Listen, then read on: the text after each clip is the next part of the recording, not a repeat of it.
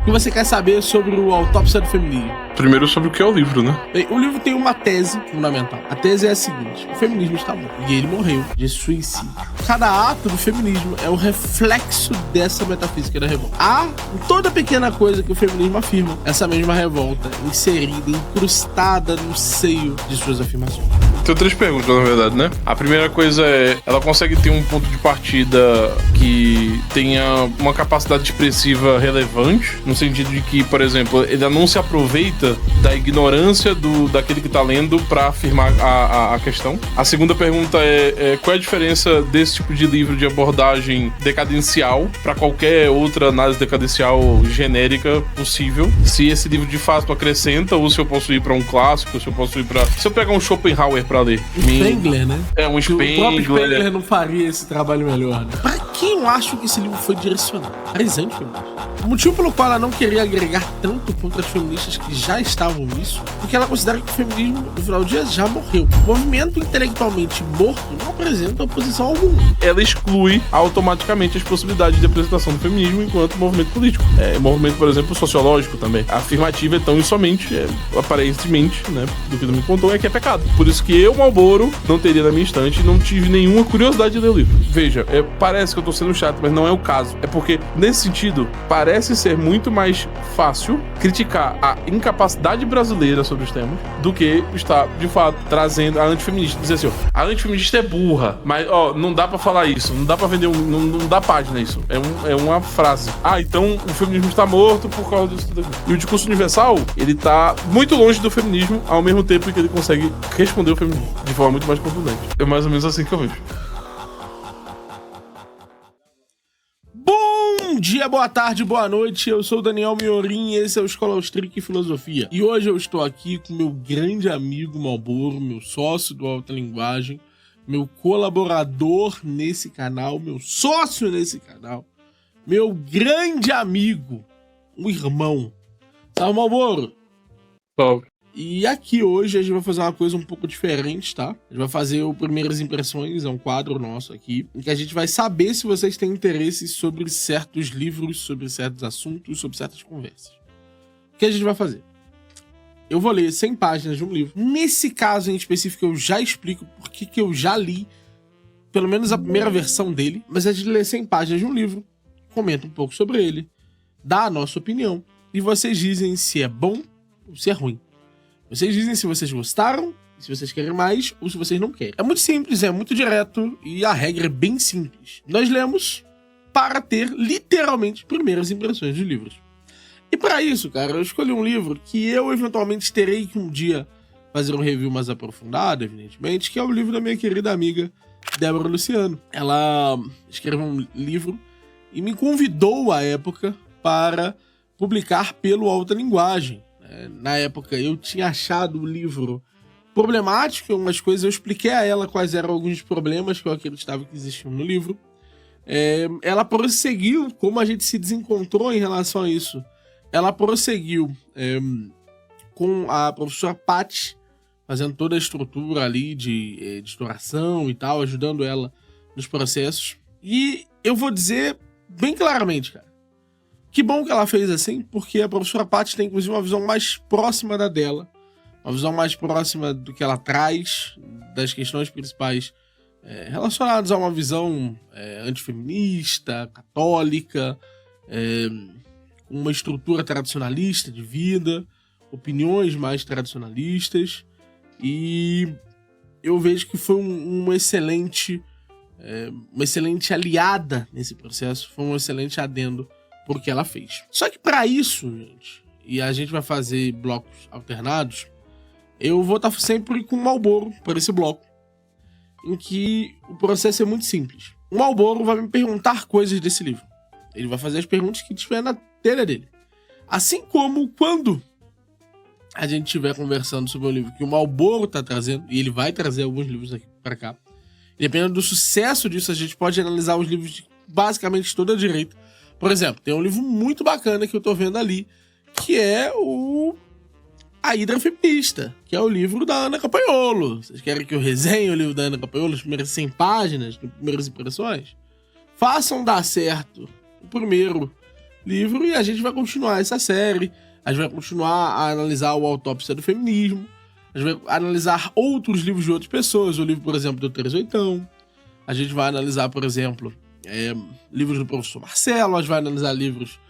o livro do Eigen. Então, cara, é um excelente quadro. É uma parada bem tranquila pra gente fazer. E a gente pode continuar isso indefinidamente. Basta vocês quererem. Dito isso, eu vou passar pro Malboro a bola. Devo explicar mais algumas vezes, até vocês pegarem o jeito. Como funciona o sisteminha, né? Nos próximos vídeos. Mas é basicamente isso. Muito obrigado, meu querido amigo Malboro, por topar participar. Diga lá, meu querido. O que você quer saber sobre o Autópsia do Feminismo? Primeiro sobre o que é o livro, né? Bem, o livro tem uma tese fundamental. A tese é a seguinte. O feminismo está morto. E ele morreu de suicídio. Em especial, o feminismo orienta-se pela chamada metafísica da revolta. E essa metafísica da revolta foi progredindo até chegarmos no estado de erosão do próprio estado de mulher. O livro, inclusive, começa com uma frase bem... Eu sinceramente, eu teria descartado, né? O livro, se não fosse da minha amiga Desi, eu provavelmente teria descartado o livro logo de cara. Que é a ideia de que a palavra mulher já não tem mais conteúdo algum. É lógico que... ao longo do livro, a frase vai fazendo mais sentido. É um pouco mais razoável entender que isso se refere muito mais ao conteúdo das feministas, que é uma afirmação sobre o debate interno das feministas, propriamente dito. Não é uma afirmação sobre o debate em geral. Muitas questões relacionadas à forma como ela conduz o livro são relacionadas a provar essa tese. De que há uma metafísica da revolta e de que essa metafísica da revolta ela é improdutiva para o próprio feminismo. O feminismo está constantemente mordendo o próprio rabo. Porque não pode produzir efetivamente um conteúdo afirmativo próprio. Ele vive da parasitagem de um conteúdo afirmativo real. São as condições da sociedade e as condições do ser. Inclusive, o livro faz um percurso, diria eu, muito complexo. Tentando afirmar algumas frases, como, por exemplo, a ideia de que, o padre Leonel Frank, em cada pequeno ato, tenha uma filosofia inteira, né? Todo ato carrega toda uma filosofia de mundo, de universo. Essa é uma afirmação muito ousada, e eu vejo que a Debs está, nesse sentido, de mãos dadas com ela. Então, ela diz com muita clareza que o feminismo como um todo, cada ato do feminismo é o reflexo dessa metafísica da revolta. Há em toda pequena coisa que o feminismo afirma essa mesma revolta inserida, incrustada no seio de suas afirmações.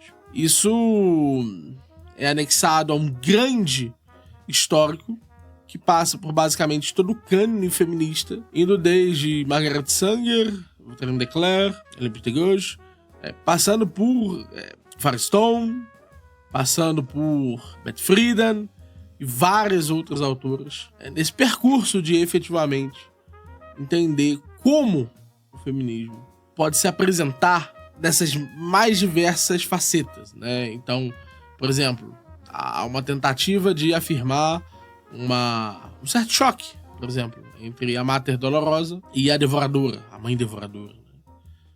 Esse choque, de uma forma ou de outra, contribuiria para entendermos que o feminismo precisa necessariamente beber dessa estrutura anterior. O feminismo precisa interpretar, usar uma estrutura já pré-fabricada, uma estrutura que se afirme de uma forma única e singular. Um outro exemplo, que ela usa bastante, é o exemplo da mulher inglesa, né? A mulher inglesa tem um arquétipo específico, e de uma forma ou de outra o feminismo deve buscá-lo, né? O feminismo precisa atacá-lo como o centro do que é ser mulher, né? Principalmente por ter sido, talvez, o tipo de mulher mais vulnerável da história. Então o livro é uma tentativa sequencial, arquivística, de demonstrar a tese acerca da metafísica da revolta. A primeira coisa... Tenho 3 perguntas, na verdade, né? Agora, a primeira coisa ela consegue demonstrar, ela consegue ter um ponto de partida que tenha uma capacidade expressiva relevante, no sentido de que, por exemplo, ele não se aproveita da ignorância daquele que está lendo para afirmar a questão, ou ela de fato apresenta a questão de forma bem desenhada e acerta nesse, digamos assim, nesse diagnóstico, metadiagnóstico do diagnóstico. Isso. Que parece ser, inclusive, é por isso que eu acho que eu pessoalmente não gostaria dessa posição metafísica para o feminismo, porque parece ser uma análise da análise do que seria a tal autópsia. Eu não sei se... Mas enfim, seria essa a primeira pergunta. A segunda pergunta é qual é a diferença desse tipo de livro de abordagem mais, digamos assim, decadencial para qualquer outra análise decadencial genérica possível? Se esse livro de fato acrescenta, ou se eu posso ir para um clássico, se eu posso ir para, sei lá, eu posso pegar, por exemplo, falou da questão da inglesa aí. Se eu pegar um Schopenhauer para ler, será que eu não consigo atingir esse objetivo de forma até mesmo para preencher mais meu vocabulário, me fazer pertencer ao discurso universal da filosofia? Spengler, né? Um Spengler. O próprio Spengler não faria esse trabalho melhor, né? Então, um Spengler, um Schopenhauer, até mesmo Nietzsche, que vem com essa forma de crítica a um centro europeu, né? Terceira coisa, a partir dessa segunda, né? Se essa afirmativa seria corroborativa com o sistema latino-americano, que tem uma difusão de pensamento muito, muito clara com estruturas europeias de feminismo. O feminismo latino-americano tem uma forma específica de apresentação.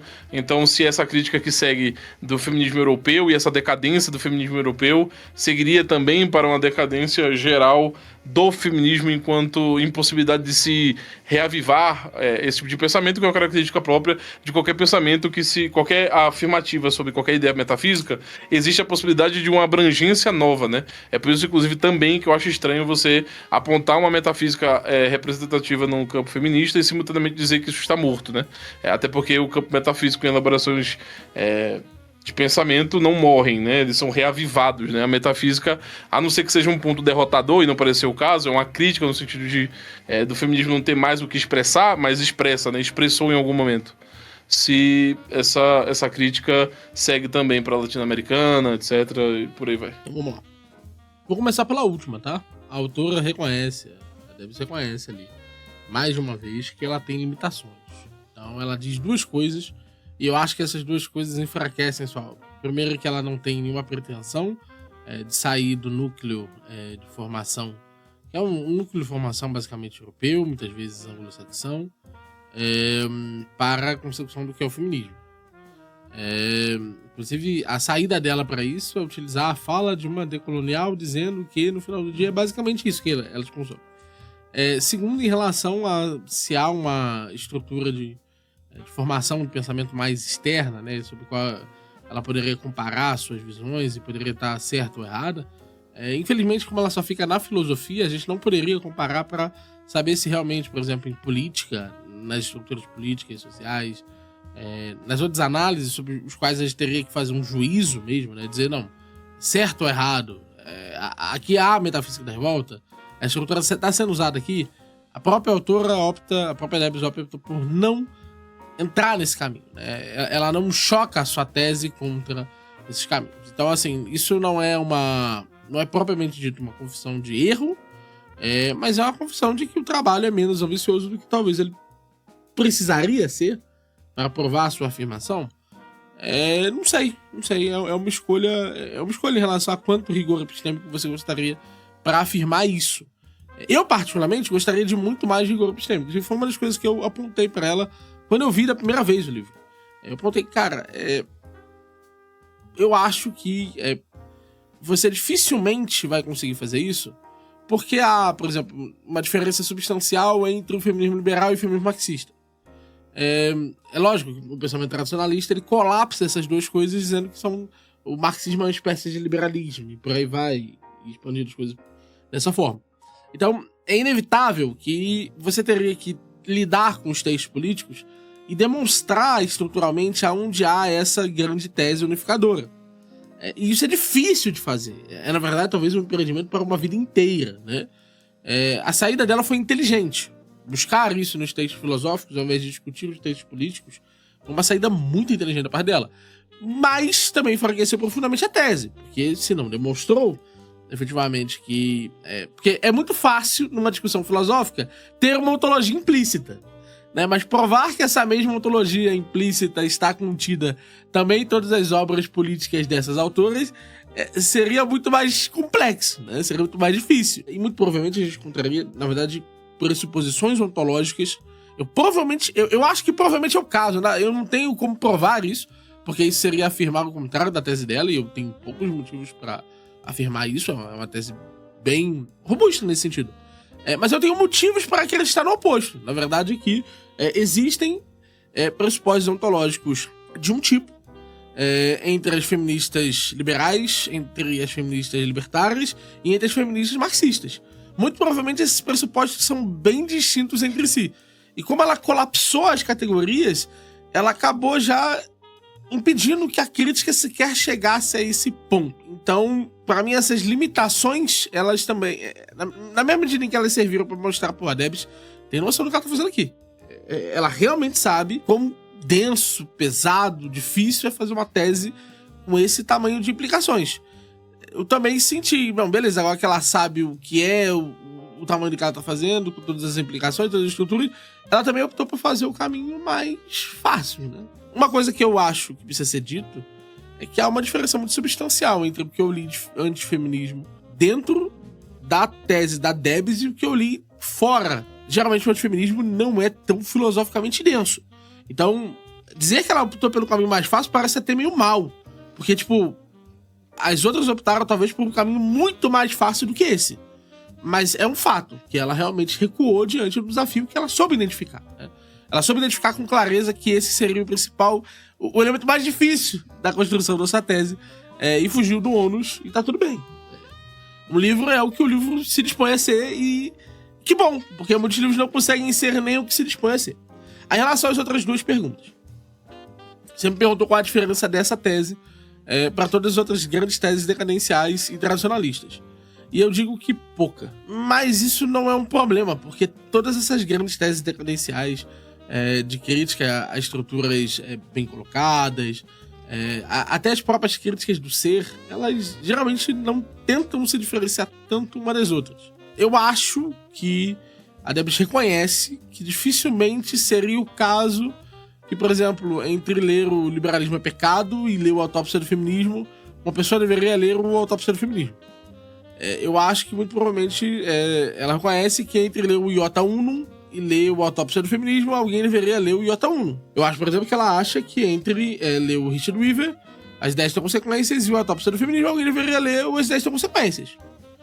Porque, de fato, são grandes autores decadenciais que expõem mais ou menos as mesmas apresentações que ela, só que sem o rigor e a cultura filosófica que ela tem. Porque ela tem bastante cultura filosófica, até isso é bem interessante, e principalmente cultura literária. Então, se você procura um livro bonito de ler, provavelmente você está procurando a Autópsia do Feminismo. Inclusive, a linguagem que ela usa, a forma como ela se comunica, isso é bem melhor do que geralmente os tradicionalistas fazem. Os tradicionalistas têm muita dificuldade de se comunicar com o público. Mas em termos de profundidade filosófica dessa discussão, não, realmente. Muito provavelmente um Spengler da vida fará isso algumas vezes. Da vida poderia produzir uma crítica desse tipo para um consumo muito mais profundo. Eu colocaria ela ali na esteira de grandes críticos culturais. Eu colocaria ela como alguém que é uma polemista que está, entretanto, trazendo uma visão filosófica, do mesmo tamanho de um Henry Hazlitt da vida. Alguém que não sobrevive necessariamente das suas análises filosóficas, mas todas as vezes que se dispôs a fazer análises filosóficas, fez excelentes análises filosóficas e conhece os pressupostos, conhece a discussão, tem uma estrutura bem arquivística que é muito parecida com o Henry Hazlitt, e é um bom autor. Não é algo a ser criticado, com certeza ficou de alguma forma em todos aqueles que puderam lê-lo. Só que também não vai compor o cânone de uma futura disciplina, senão pelo fato de que, por ser indicado por grandes obras, que essas assim, acabam compondo esse cânone, acaba recebendo uma atenção secundária, né? Então, no Brasil, a gente traduziu, por exemplo, uma obra do Hazlitt, comparado ao Hofbauer, que já traduziu praticamente todas as obras, do Hoppe que traduziu todas as obras. Então, assim, o espaço do autor no cânone é baseado na pretensão do autor. Por exemplo, se a Debs fosse muito bem no cânone, ela conseguisse estabelecer uma relação muito boa, ela dificilmente superaria a leitura das obras iniciais, e ela seria uma autora a despertar certo ânimo, né? Então, um Bertrand de Venel, por exemplo, alguém que tivesse um ímpeto maior, né? Um Mencken. Só que, lógico, que não tanto o prestígio do Mencken, né? Mas com essa capacidade ali de moldar opiniões acerca de um tópico específico. Ela tá trazendo uma discussão que já existe para um tópico específico que percebeu que era importante e trouxe uma pesquisa importante, mas o grosso, o elemento fundamental da análise vem, na verdade, de outras pessoas. É mais ou menos assim. É um papel muito similar ao que o próprio professor Marcelo faz no Caravelas, né?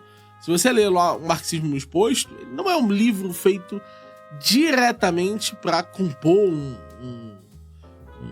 como eu posso pôr isso? Compor um grande espaço na história, mas para, de fato, divulgar uma forma de pensar, responder certos argumentos e reconstruir a própria possibilidade de um debate racional.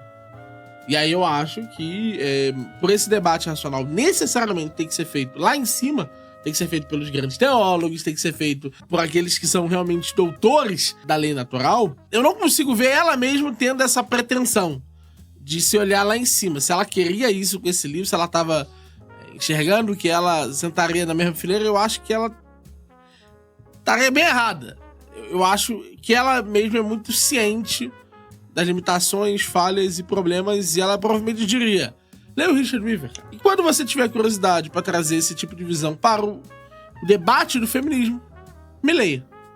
Leia O Liberalismo é Pecado, então me leia. E eu sei que ela vai ficar chateada, porque ela não é propriamente dita uma tradicionalista radical, mas é mais ou menos a mesma visão da onde ela tá bebendo, e é mais ou menos a mesma construção teórica, seja ela autoconsciente disso.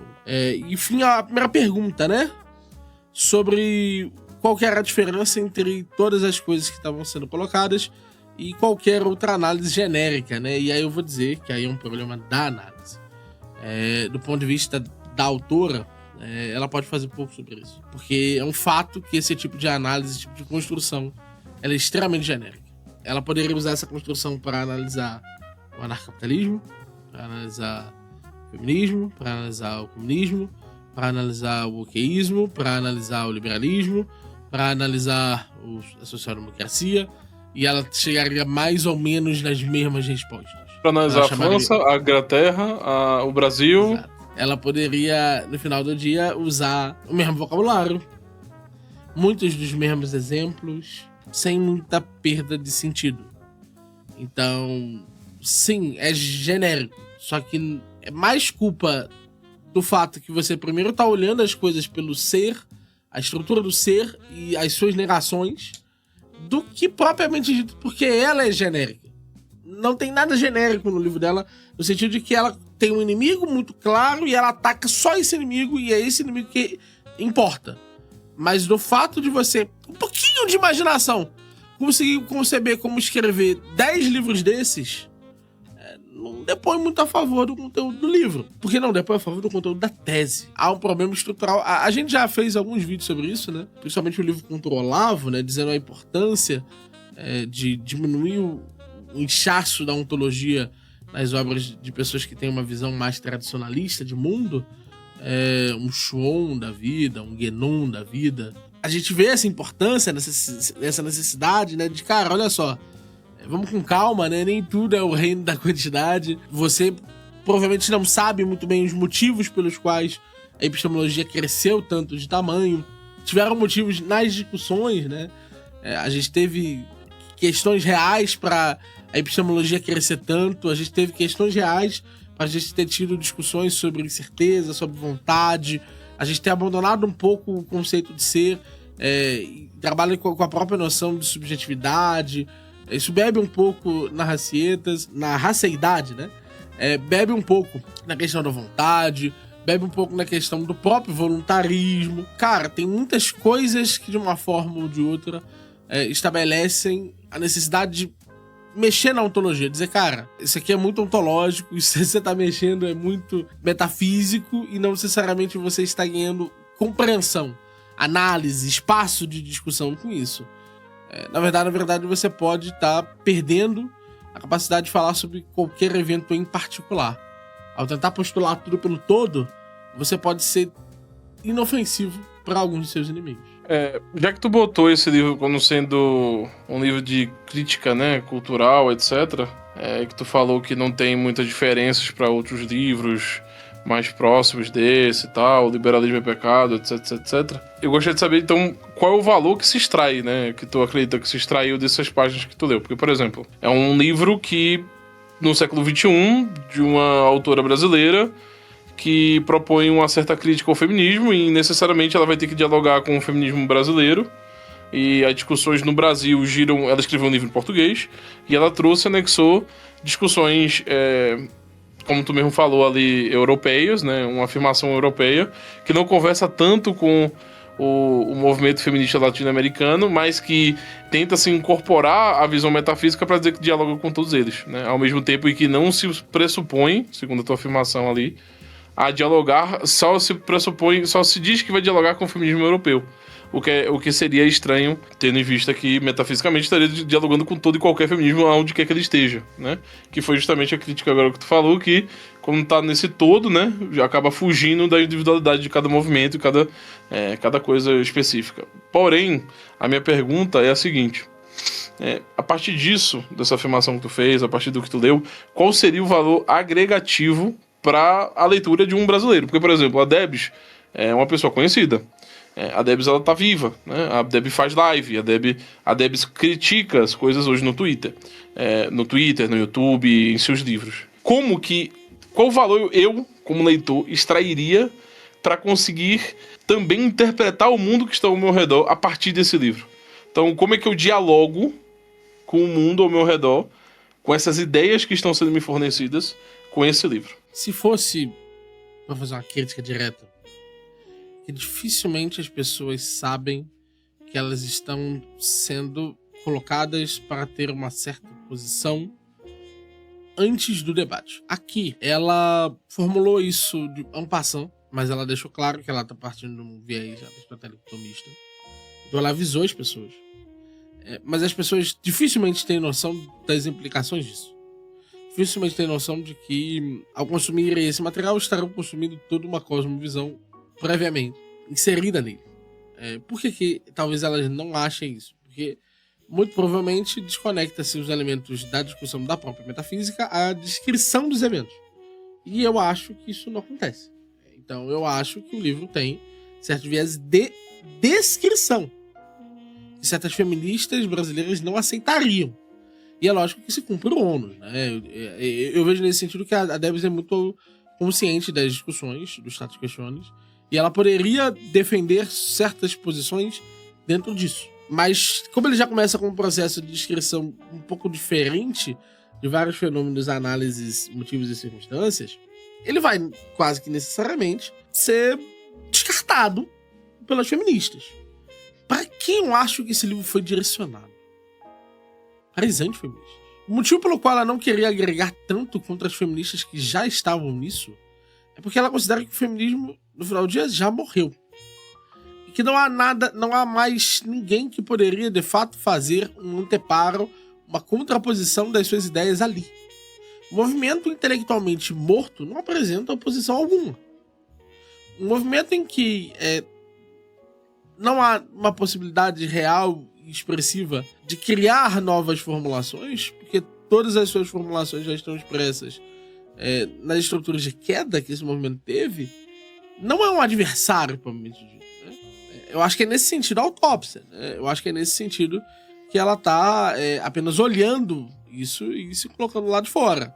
Agora, em que ela bate muito, inclusive ela chega a usar algumas coisas muito ruins, né? Por exemplo, ela diz que a posição correta acerca do capitalismo é uma posição que deve se reconhecer a exploração da mulher. A mulher é explorada pelo capitalismo. É uma parada muito doida, né? Porque, para pensar, Na verdade, o que aconteceu foi que as famílias foram forçadas pelo fato que algumas mulheres foram para o mercado de trabalho, elas foram forçadas, elas viram, na verdade, reduzida a sua margem de lucro, e essas pessoas, ao invés de verem primeiro os obstáculos, problemas e afins que as próprias feministas teriam ao ir para o mercado de trabalho, elas acompanharam. Ou então, muitas vezes, viram esses problemas e ainda assim acompanharam. Por quê? Porque decidiram que, dando uma visão materialista, que o dinheiro valia mais do que os problemas estavam sendo causados. Ou porque algumas delas estavam sendo felizes, ou por todas as questões que alguém poderia apresentar. Dito isso, se a gente olha para essa estrutura, ela está muito preocupada em bater nas antifeministas. Está muito preocupada em dizer, vocês vulgarizam a discussão, vocês não têm uma estrutura metafísica para bater no feminismo, vocês muitas vezes fortalecem dialeticamente o movimento, vocês muitas vezes dão uma estrutura argumentativa que seria necessária para sequer haver argumento. Porque senão as feministas, como elas não têm uma estrutura de definição muito boa, uma estrutura de construção muito boa, elas não teriam sequer o que fazer. Seria um movimento realmente morto. Um movimento que poderia, inclusive, se ver sobre o seu próprio prisma e começar a se canibalizar. São as antifeministas que provocam a construção dialética que permite que haja vida intelectual dentro do feminismo. E se é esse o caso, né, se você tem esse movimento, essa tensão, as antifeministas são as principais vilãs dessa construção, né? E aí, nesse sentido, ela atua como uma crítica excelente às antifeministas. Isso eu não posso negar. Isso seria extremamente leviano da minha parte. Quem olha o que a Debs apresentou aqui, vai olhar outros materiais de divulgação antifeminista e vai olhar com certo ar de desdém mesmo.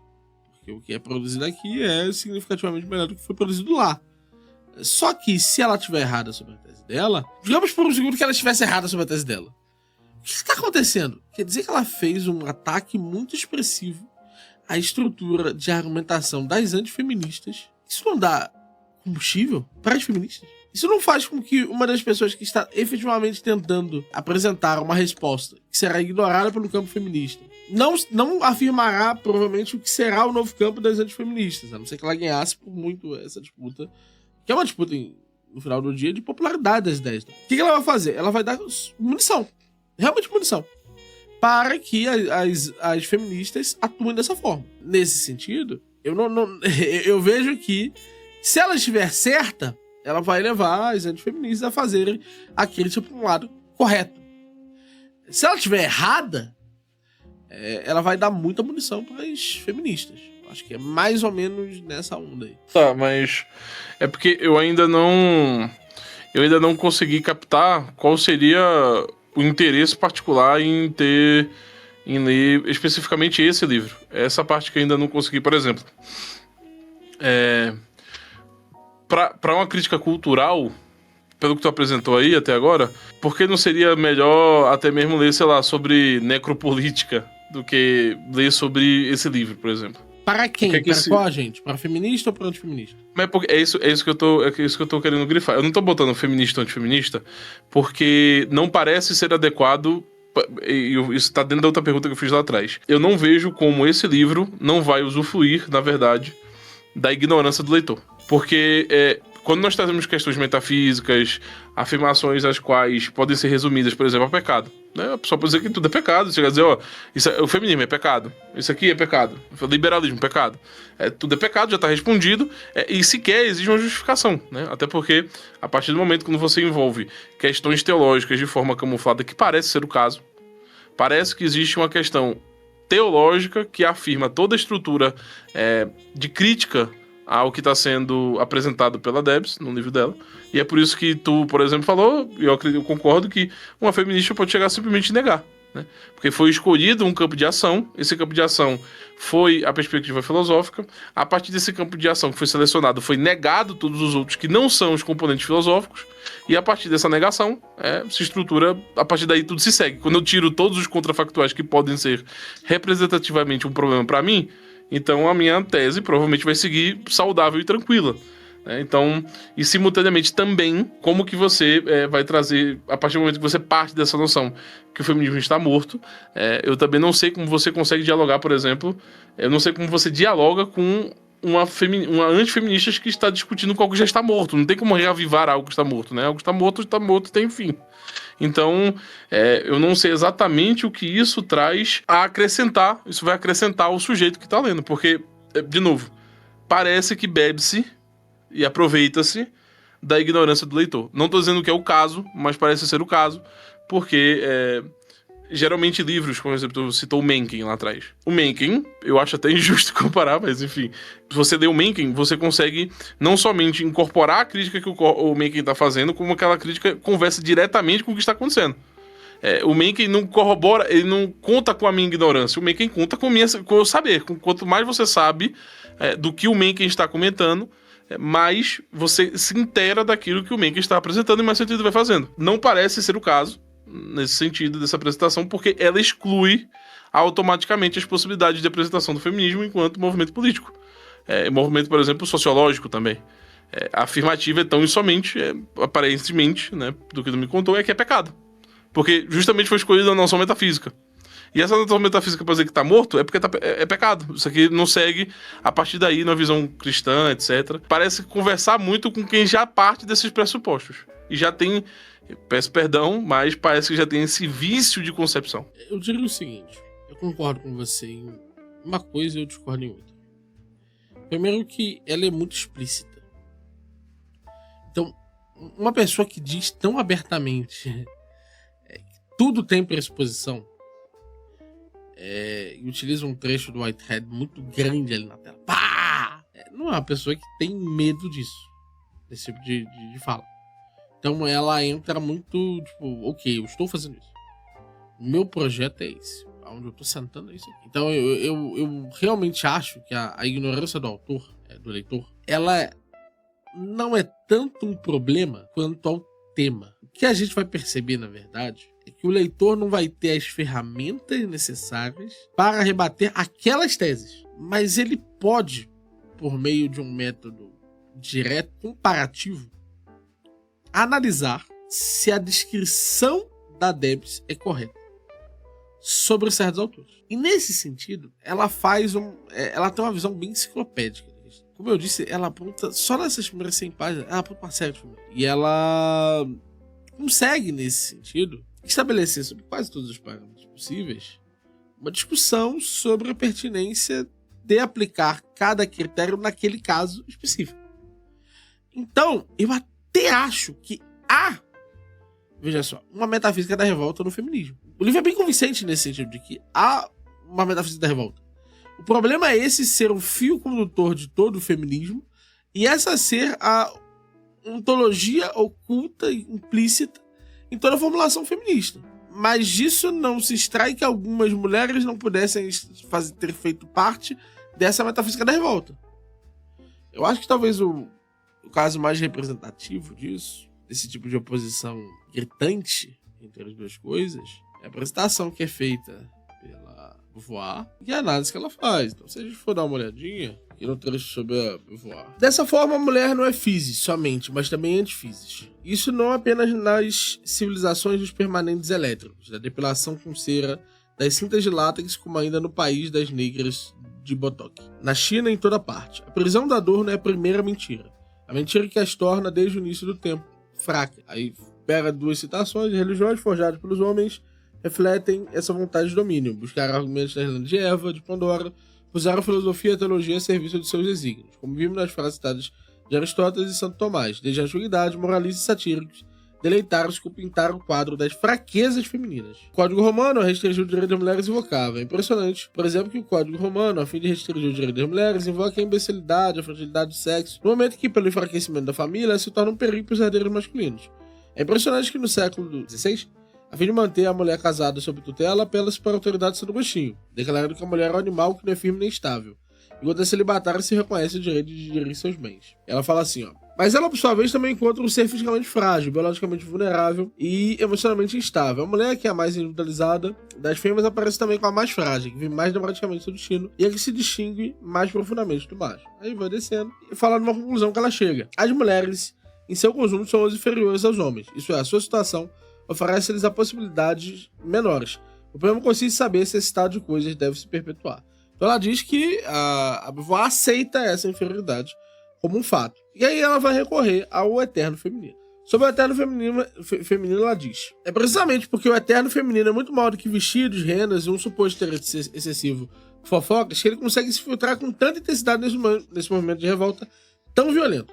Sua força não reside no estereótipo que lhe foram atribuídos, mas na profundidade simbólica com que raiza na imaginação e na experiência humana. E aí aqui, ela vai usar essa inferioridade como mostra de que haveria uma outra mulher que estaria sendo escondida por trás. Ela fala aqui, ó. Mesmo 20 anos após a revolução sexual, promovida pelo feminismo radical, a mulher castrada, essa criatura persistente, continua a percorrer o mundo, ocultando sob sua máscara a verdadeira mulher. O problema é, o Segundo Sexo é um livro sobre muitas coisas, menos sobre fragilidade. A fragilidade, como conceito, ela subsiste no vocabulário cristão. Não há uma mulher escondida. Do ponto de vista do Segundo Sexo, nunca há uma mulher escondida. A mulher é o que se faz dela.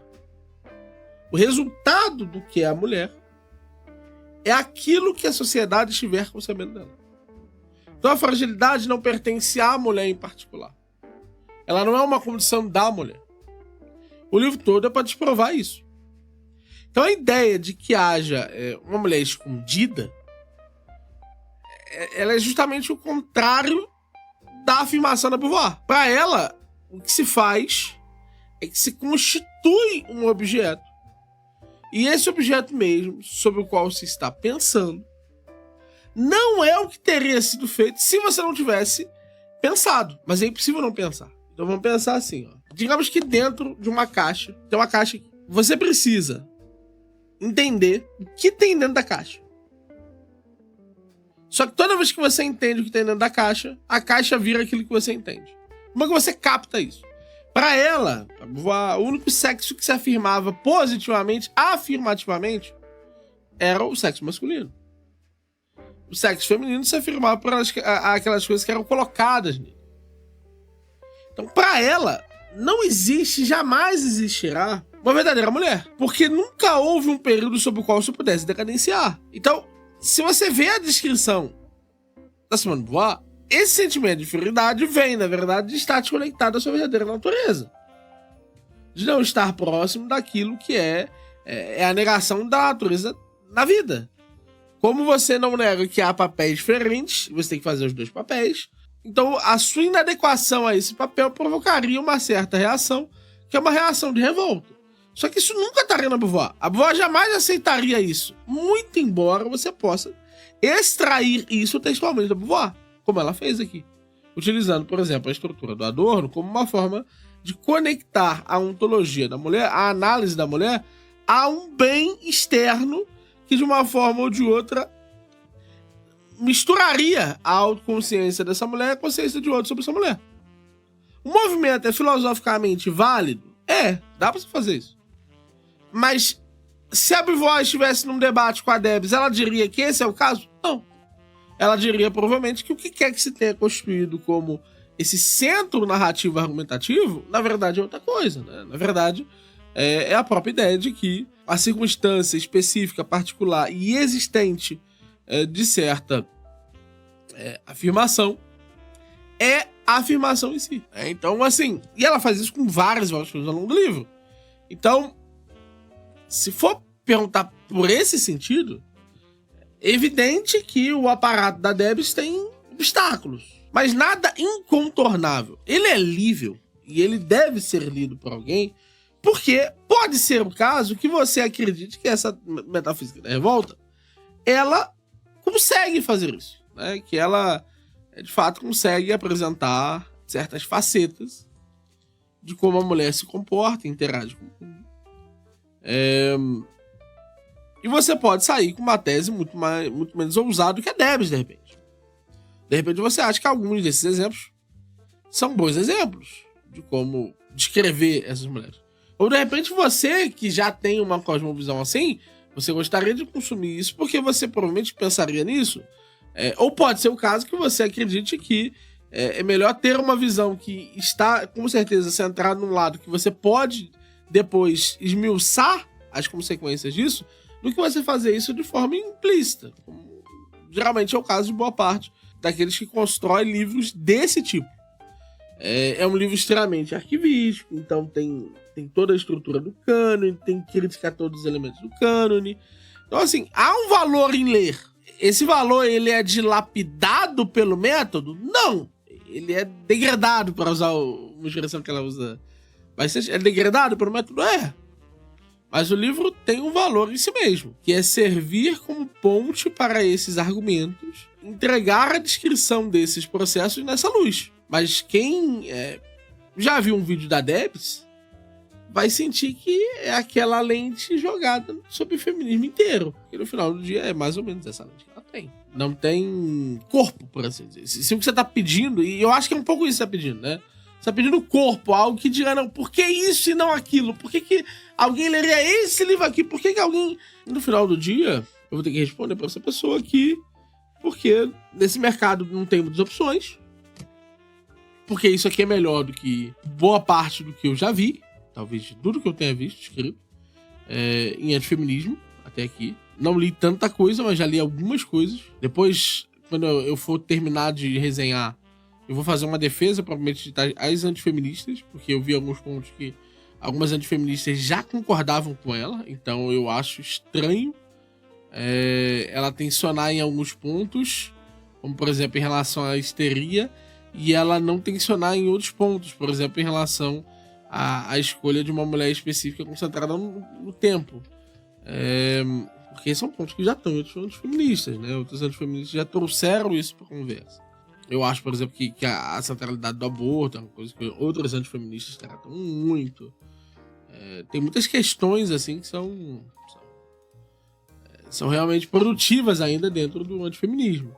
Então, eu realmente acho que ela poderia ter indicado, ao invés de fazer uma análise de moto próprio, né, disso daí. Mas o livro é livre, é bem livre. Ele realmente cumpre o meu pré-requisito. E às vezes ele não vai cumprir, tá? Às vezes o livro que a gente vai analisar não vai cumprir.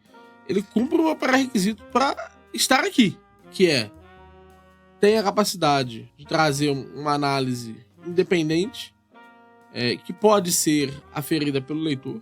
Ele é um livro culto, é um livro que comete poucos erros.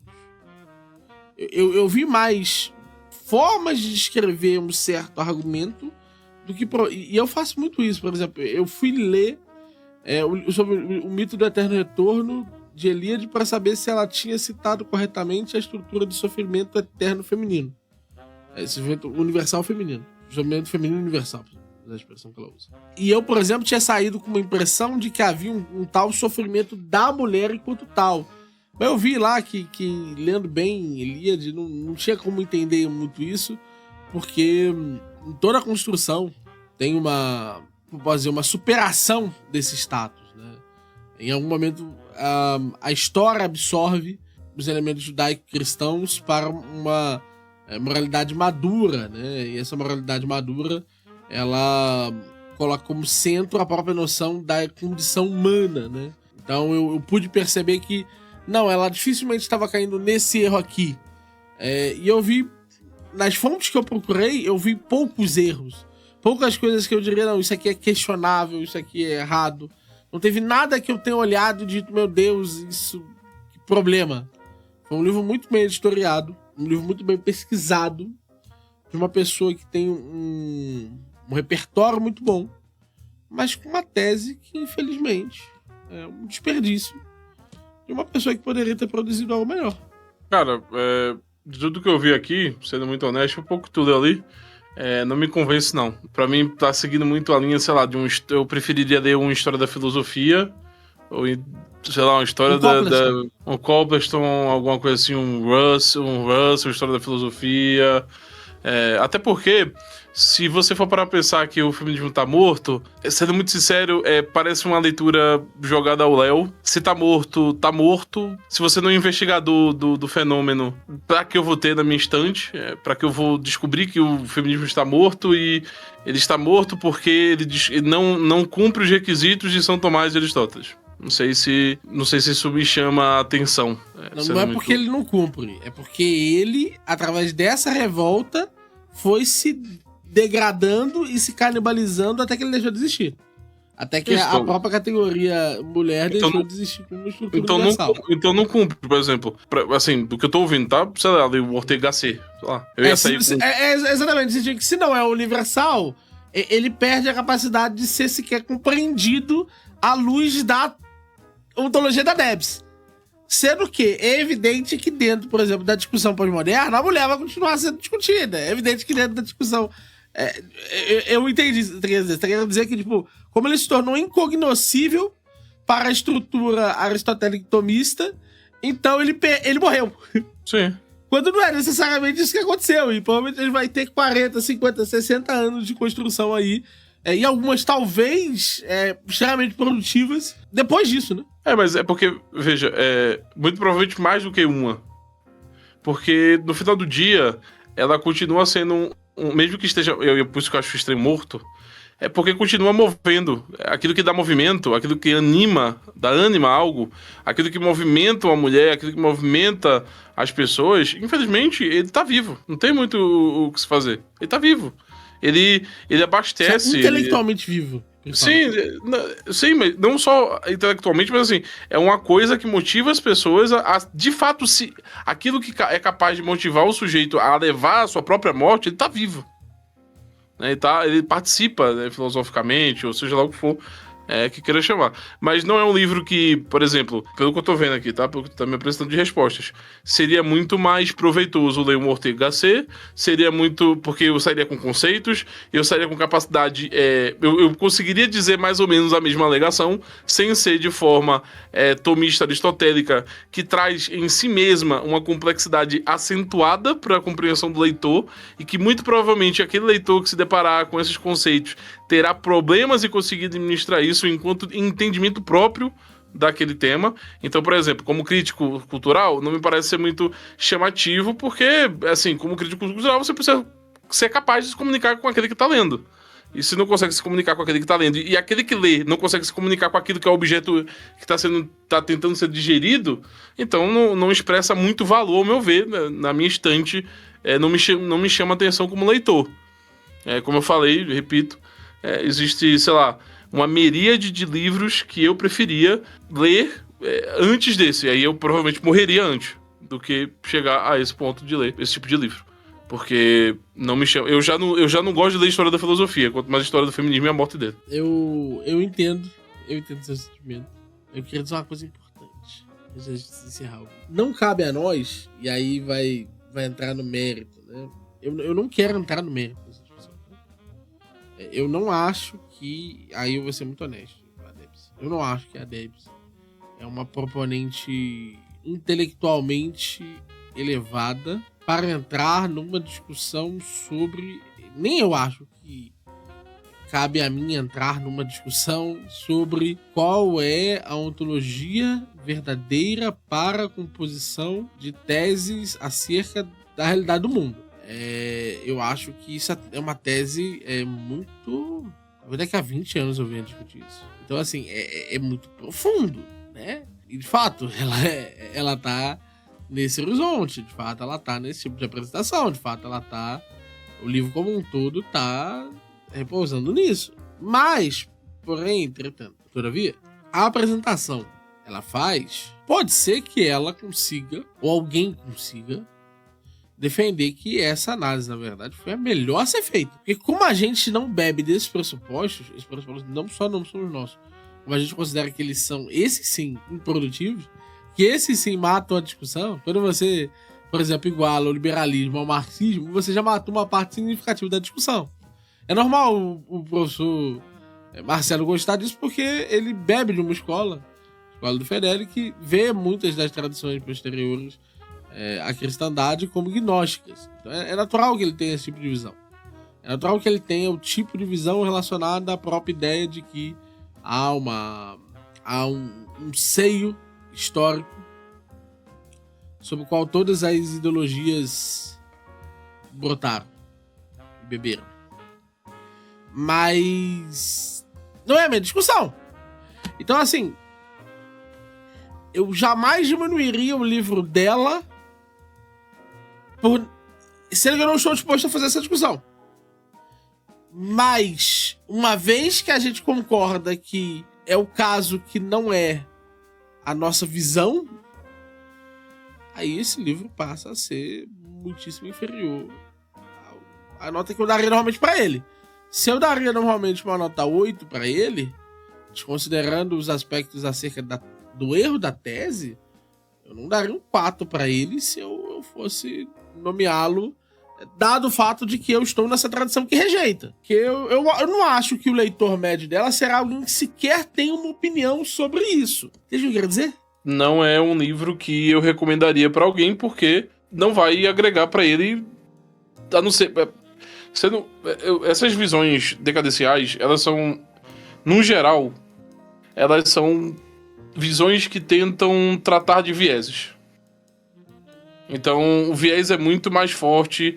Por exemplo, São Tomás de Aquino, se ele fosse esse tipo de tradicionalista, ele partiria da noção, primordialmente, que a crítica que o Russell fez, que São Tomás não cai. Ele primeiro partiria que o Deus cristão é verdadeiro, para depois dizer, então, as 5 causas. Não pressupostamente. Inclusive, partindo dessa visão, eu não sei como o Russell não estaria certo na crítica, certo entre aspas, né? Na crítica que ele fez a São Tomás, dizendo que São Tomás partiu da perspectiva que Deus existe. E São Tomás de Aquino estava tentando dizer que ele não estava partindo desse pressuposto, ele estava tentando chegar à conclusão que... No caso, o que a Debs faz como São Tomás de Aquino realmente discutiu isso, vamos levar toda a discussão lá para cima, e aí você discute com o Santo Tomás de Aquino. É mais ou menos isso que eu sinto que ela tentou fazer. Ou então com Aristóteles, né? Discutir com os dois. Mas eu não acho que, por exemplo, São Tomás de Aquino, quando ele foi analisar os islâmicos, os árabes, ele não fez esse tipo de afirmação, né? Ele não disse, é pecado, né? Ele tá errado. Então disse que tava, sei lá, botou tudo na mesma linha de que todas as religiões cometeriam esse mesmo erro que os islâmicos tiveram, sabe? Então, eu não acho pessoalmente...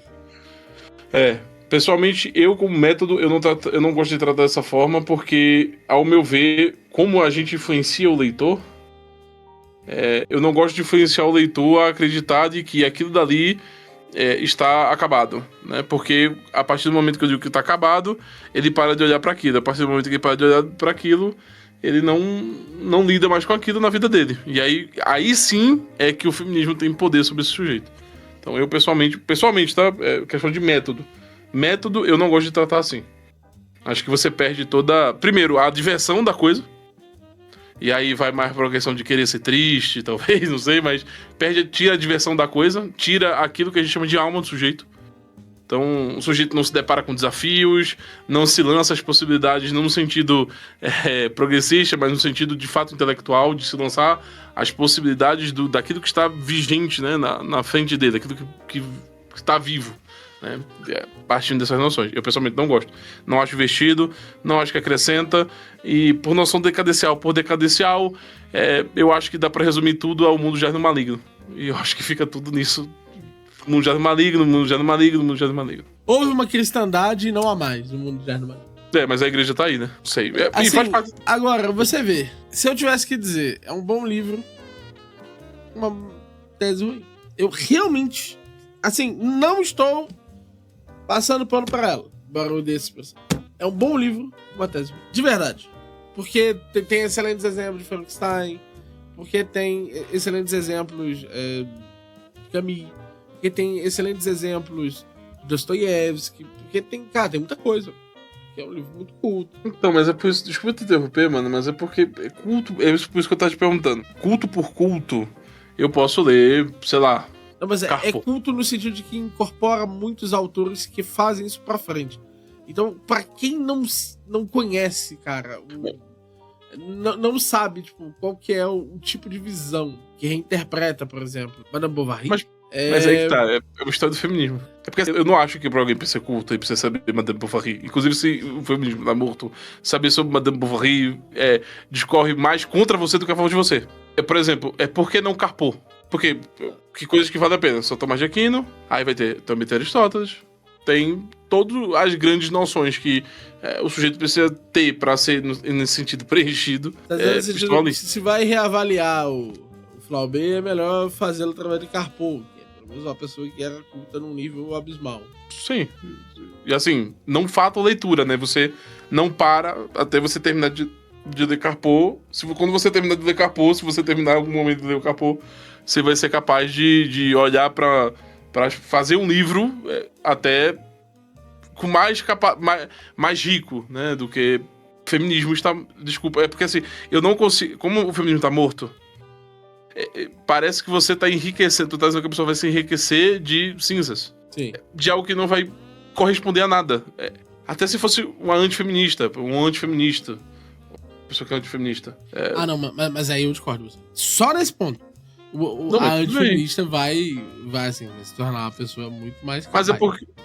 Não, mas é... Porque então, ela já tá envolvida nessa discussão. Mas é ela porque muitas vezes ouve que a mulher tá morta e ela não liga pra isso. Mas é porque a antifeminista que a Debbie está conversando é a antifeminista que escuta Pietra Bertolazzi. Então, mas essa daí, tipo, ela Só já... que essa mulher que escuta Pietra Bertolazzi, se ela ler Pinóquio, ela vai estar usando melhor o tempo dela do que ouvindo a Pietra Bertolazzi. É muito mais... É muito... E aí, veja, parece que eu tô sendo chato, mas não é o caso. É porque, nesse sentido, parece ser muito mais fácil criticar a incapacidade brasileira sobre os temas do que está, de fato, trazendo a antifeminista. Dizer assim, a antifeminista é burra, mas, não dá pra falar isso, não dá pra vender, não dá página isso. É uma frase. Uhum. Então o feminismo está morto por causa disso tudo aqui. Não, de fato, tipo... Só que você entende que assim, a Pietra Bertolazzi é tradicionalista também, né? Então, tipo... Tudo bem, essas teses aí, que são teses que nos eu entendo, afastam, mas é antifeminista boba. É isso que eu tô falando. É porque a Pietra Bertolazzi, como ela se tornou católica, sei lá, 6 dias, e no primeiro dia ela não era tradicionalista, no segundo ela foi, mas no quinto ela continua com as mesmas críticas do primeiro dia, das primeiras respostas do primeiro dia. Então não mudou muito o sujeito, o C tá mais ou menos do mesmo jeito, né? Então, bem do mesmo jeito, na verdade. Grande parte das críticas que a Debs fez é o tipo de crítica que a Madame, né? Que é tipo a Pietra Bertolazzi, Madame, que vai criticar a feminista, e ela tem filho fora do casamento, não é casada, entendeu? Então, parece a Madame que, por exemplo, o Schopenhauer criticaria. E aí, parece que com esse ferramentário que tu disse aí sobre essa noção decadencial, se eu já tenho esse ferramentário, por exemplo, é só dizer que a pessoa é burra.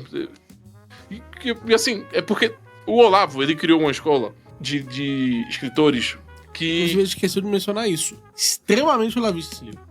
Então, nesse é porque o Olavo... sentido, uma boa representação de uma aluna do Olavo, embora ela talvez recusasse esse título. O Olavo criou uma escola de escritores para o discurso público que vai se... Por isso que eu perguntei lá no começo se é o tipo do livro que se aproveita da desinformação do leitor. O Olavo aproveitava-se e se aproveitar, tá, gente? Só pra vocês entenderem. Não é uma coisa essencialmente negativa. É porque eu pergunto isso pra saber se eu vou ler ou não uma coisa. Porque esse tipo de escrita é basicamente: o brasileiro é burro, a antifeminista é burra, o direitista brasileiro é burro. E isso, por exemplo, nas nossas lives, eu e o Miri faz. Só que eu não pararia pra escrever um livro sobre isso. Eu faço na minha live, num vídeo do YouTube. Mas eu não faço num livro meu. Por escolha mesmo. Talvez eu esteja sendo burro e não esteja, inclusive, ajudando o discurso público fazendo isso. Mas eu, de fato, não acho que seja o caso. Eu não acho que você consegue enriquecer o discurso público usando... não trazendo para ele, de fato, o pertencimento ao discurso universal. E o discurso universal, ele tá muito longe do feminismo, ao mesmo tempo que ele consegue responder o feminismo de forma muito mais contundente. É mais ou menos assim que eu vejo. Por isso que eu, Malboro, não teria na minha estante e não tive nenhuma curiosidade de ler o livro. Embora eu ache que as pessoas têm que ler. As pessoas têm que ler a história do feminismo em algum momento. Então só isso, mano, já é valioso. Só isso assim, já pra mim, alguém pode nascer, viver e morrer sem nunca saber o que... nunca ter lido a história do feminismo. Tranquilamente, viver uma vida excelente, uma vida, magnânima, tranquila demais, assim. Você podia só escolher, sei lá, ler literatura na sua vida ou ler filosofia sem feminismo, até 2025, que você tem muita coisa aí sem feminismo que você não precisa de basicamente pra nada, a não ser crítica cultural, que, diga-se de passagem, Todos os críticos de culturais me perdoem, mas é uma coisa que já morreu. Desculpa, eu só quis fazer essa referência. O feminismo tá morto. Pra dizer que, enfim, tudo tá morto. Eu acho que é muito fácil. Perdão, mas crítica cultural realmente, assim, não me chama muita atenção. Assim, dessa forma. Sei lá, não é o Olavo, que, sei lá, não é mais ou menos que parece. Então pode ser que seja até bom. Não, assim, é porque bebe no mesmo lugar, né? Então, mas eu não... Realmente bebe nesse mesmo lugar. Então, mas aí... Inclusive o Olavo é citado muitas vezes. Sim, eu imaginava. Isso é bom. É bom, cara. Eu acho que... Não sei, talvez esteja sendo muito duro, porque eu não gosto realmente desse tipo de livro. Mas talvez seja por exemplo, muito bom. um título de capítulo aqui, que eu vi aqui, eu pensei que seria legal mencionar aqui. Só pra você ver que é tipo, exatamente o que você tá mencionando, tipo, ligado a isso, né? Uma pequena história sobre uma fábula liberal. Tem um texto francês e fala a negação do humano e as ideologias. E aí começa uma longa afirmação sobre a estrutura do liberalismo, sobre a estrutura de como, de uma forma ou de outra, muita coisa foi bebendo em visões que eram visões que negavam a natureza humana. Cara, é um esforço, mano, que é um esforço legal, velho. Eu não olho isso aqui e eu penso, meu Deus, isso não é produtivo de forma alguma. Eu não consigo ter essa sua visão. Mas eu também não sei, velho. Não sei. Essa é mais ou menos uma sensação que me dá. E como eu vou receber... Inclusive, eu lembro que ela me pediu ajuda em especial para esses trechos do Estar na Natureza, a inversão do direito natural e criação da modernidade. Lembro bem desses trechos todos. É um tipo de visão, cara, muito estranha, velho. Não é a minha visão. Não tenho como incorporar isso pra minha visão. Não tenho como sequer dizer que, meu Deus, eu saí mais inteligente lendo esse livro. Mas é bom, sabe? Não sei explicar. É bom que se faça esse tipo de articulação. Porque, tipo, intelectualmente tenha se feito o esforço para rastrear de que forma essas estruturas positivistas e liberais foram, de uma forma ou de outra, minando a estrutura da natureza humana. Isso é legal, sabe? Tipo, é o tipo de arranjo conceitual que tá meio dado no momento em que você afirma todo e tal. Totalidade do ser, potência de Deus. Mas quando é feito mesmo, ele tem consequências, sabe? Tem consequências pro seio, tipo, do debate público. Não é um livro que faz mal ao debate público. Eu não vejo, tipo, você vendo alguém que leu esse livro e fazendo esse argumento e você dizendo: ah, meu Deus, que pessoa burra. Entende?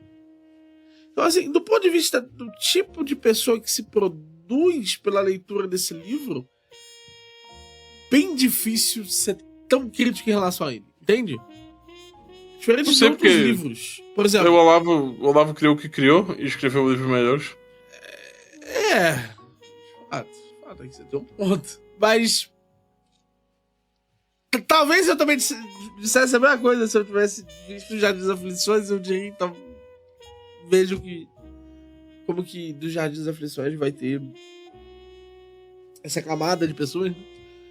Mas me parece ser o caso que... é o tipo de articulação meticulosa que, pelo menos na hora da gente debater, eu tivesse que escolher um olavista raiz, uma Debs aqui, tá sendo. E o que tem hoje no debate público, eu preferiria muito mais debater com os filhos da Debs, como eu prefiro muito mais debater com os alunos do Olavo. Eu preferiria 2 páginas de Gettier. Claro, mas o Gettier tá em qual estante, em qual prateleira? Prateleira nenhuma. Porque são 2 páginas, não cabe, não, voa, né? Mas... entende o que eu quero dizer? Tipo, tá na prateleira daqueles que mudaram a Constituição de certas discussões. Não é nem o propósito desse livro. É realmente uma história do feminismo que tem uma tese que é tensionada o tempo inteiro em uma metafísica que é apresentada e facetas dessa metafísica. Eu não imagino que ela tinha pretensões Isso eu acho que ela foi bem tranquila aqui. Eu não imagino que ela tinha pretensões de modificar o curso da argumentação das antifeministas. Radicalmente. De criar... De ser o novo cânone antifeminista. Eu não acho isso. Não acho que ela ninguém só escreve queria 400 levar a atenção páginas. das antifeministas pra isso. Eu não acho que ninguém escreve 400 páginas no Brasil pra não fazer isso, não. Então, se ela tinha essa pretensão, ela falhou miseravelmente. Mas se ela não tinha, se ela tinha uma pretensão mais tranquila, que é a pretensão de participar de uma discussão de forma produtiva, de trazer alternativas melhores do que o que houvesse no debate, principalmente pro debate brasileiro, e talvez fazer parte do cânone brasileiro, que é uma coisa bem possível, diferente de fazer parte do cânone universal, então ela pode ser que ela consiga. É isso. Principalmente porque, vamos ser sinceros, isso é um argumento bom pra contar você aqui. A pessoa que estaria nesse debate sobre um viés tradicionalista não escreveria ele sobre feminismo. Não escreveu o quê? Então, não escreveria ele sobre feminismo. Ele o quê? Não escreveria ele sobre feminismo. Ele? Não escreveria o seu percurso da crítica através do feminismo. Dificilmente a Debs é a ponte entre duas... É porque são homens. Visões muito distintas. É porque são homens, né? Pode ser. E mas assim, de fato... Se tu tivesse que escolher entre escrever um livro pra criticar Duns Escotos e Gödel, não pela dificuldade, tipo, tu não escolheria, vai confrontar Gödel e Duns Escotos, ou confrontar Madame de Bovary. Não, confrontar Madame de Bovary não. Confrontar... Eu sempre confundo os franceses. Enfim, seja quem for. Confrontar Beauvoir. Você misturou, cara. Confrontar Beauvoir. Qual tu escolheria? Não. Assim, se for... Esqueça a dificuldade. Isso, esquecendo a dificuldade. Dificuldade. E com certeza preferia confrontar Duns Escotos e Gödel. Não, é um fato, mas é também um fato que dificilmente outra pessoa teria escrito esse livro. Não, ela, concordo. É a ponte. Cara, entenda, eu acho que qualquer trabalho é um trabalho. Eu só tô dizendo assim, o porquê eu não leria. Mas assim, eu não li. Então, é o que eu tô falando a partir do que o Merin tá me conversando comigo. Então, posso ser que assim, e assim, a gente vai ser assim. De novo, aqui, por acaso, eu conheço o projeto do livro. Então eu conheço a estrutura do livro. Eu li o livro tudo uma vez, quando ele ainda era um protótipo. Eu li as primeiras 100 páginas novamente. E eu ainda devo, eventualmente, como todo episódio da série, a gente ainda deve retomar ele, se ele for bem sucedido, pra gente terminar a análise do livro todo. Dessa vez como uma estrutura toda. E aí eu falarei propriamente de cada uma das estruturas metafísicas que ela apresenta. Como caso, que nem eu falei da inferioridade lá da... ela apresenta outras questões. Isso é uma coisa. Então ainda há pra se fazer. Só que a gente vai ser muitas vezes injusto com o livro. Por quê? Porque tem livros que até a página 100 não chegam ao seu resultado final, à sua estrutura. Por acaso, esse daqui, como eu conheço já a história do feminismo, eu fiz a estrutura lá do Anti-Woke, eu conheço mais ou menos o que é o cânone feminino, já tive a oportunidade de ler feminista, já tive a oportunidade de ler uma parte expressiva das autoras envolvidas e tal. Pra mim isso não traz grandes novidades. Eu vou mais me interessar em ver quais são as articulações que ela vai fazer da estrutura da metafísica da revolta, do que propriamente dito qualquer apresentação que ela vai fazer aqui. Mas assim, sinceramente, eu acho que a gente tá sendo mais honesto que a gente pode dentro das próprias limitações que a gente apontou aqui. Primeiras 100 páginas, o Malboro tá me perguntando e eu tô respondendo. Da mesma forma, eu vou questionar o Malboro acerca dos livros que ele trouxer. O Malboro vai trazer alguns livros, ele vai estar sempre intercalando. E eu peço desculpa pra gente ter demorado tanto tempo nesse vídeo, né? Foi inevitável. Justamente porque a gente... primeiro, tá muito tarde. A gente começou às 13 e pouco. E segundo, que eu, logicamente, ia fazer um papel mais intenso de defesa do material do livro, justamente porque eu não só eu vejo louros, mas a Debs é minha amiga e eu considero ela uma interlocutora válida. Inclusive para a discussão do feminismo e para outras discussões. Ela é com certeza uma pessoa que tem uma capacidade acima da média do debate público brasileiro. É isso. Mais uma coisa que acrescentar, Malboro? Não. Então fechou. Muito obrigado, meus queridos. Um forte abraço. Não deixe de curtir, comentar e compartilhar. Peço aí que vocês sejam tranquilos nos comentários. Falamos muitas coisas. Espero que vocês tenham gostado da série. E podem contar conosco que os próximos serão... Se eu apresentei dessa forma a tese da Deb, que inclusive virá no Queimando Pontes. Vamos queimar pontes sobre esse livro. Gostaria que ela defendesse esse livro pra ver essa aqui. Defender os pontos principais. Então. Você imagina com outros livros, né? Então pegar, por exemplo, o livro da Ana Campanholo. Você imagina que efetivamente livros com menos ciência, talvez de seu próprio posicionamento, você imagina como será efetivamente esse processo, né? Nós somos críticos. Da mesma forma, eu convido todos a criticarem aquilo que eu escrevo. Tudo aquilo que eu escrevo com uma convicção bem específica, uma convicção bem direta. E eu tenho muita tranquilidade em relação a receber críticas daquilo que eu escrevo. Todos os livros que eu escrevi estão aí para serem postulados a revisões, a desenhos, o que quer que vocês queiram fazer. Então a gente tá pro jogo. Vocês apresentam por daí, a gente apresenta aqui. No final do dia, podemos tornar a direita um pouquinho mais sobre esse tipo de discussão do que sobre o tipo de discussão que temos hoje. Quem sabe não fica mais produtivo. Quem sabe a gente não vai precisar escrever o livro dizendo que a direita morreu. Bem, por hoje é só, meus queridos. Forte abraço, até logo mais. Valeu!